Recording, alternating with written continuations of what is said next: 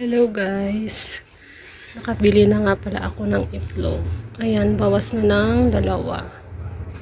At mantika na isang dosena yan guys. Ano to guys? Mantikang labaw. 3 magkano? Wait lang guys. 3.35 guys ang isang nito. Ayan, isang dosena. Ayan. Ang itlog, dalawang tray lang guys ang kinukuha ko. Guys, medium pala ito. Medium itong egg. Ayan o. Malaki rin siya. Malaki sa kinukuhanan namin. Magre-repack nga pala ako ng mantika guys mamaya. Yung tig 5 piso. Kasi ito nang natira sa 5 piso ko. Iisa na. Yan. Samahan nyo akong mag-repack ng mantika mamaya guys. Okay.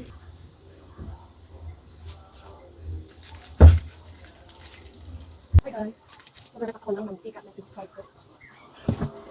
Ang size na.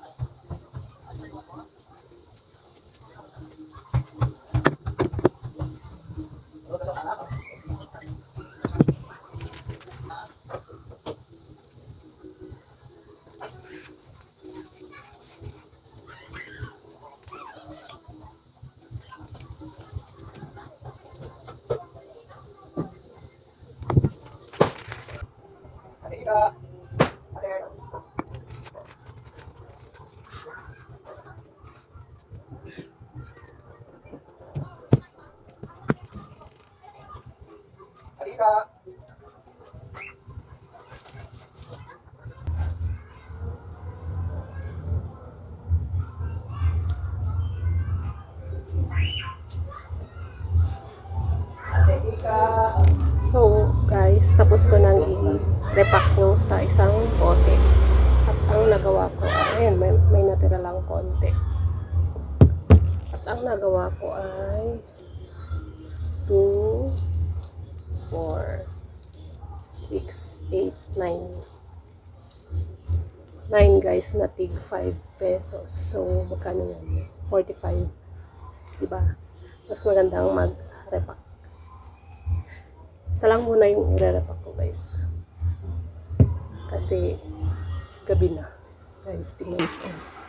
Gabi na. Ginabi na akong mag-repack. Kasi, nag-alaga ako ng aking anak.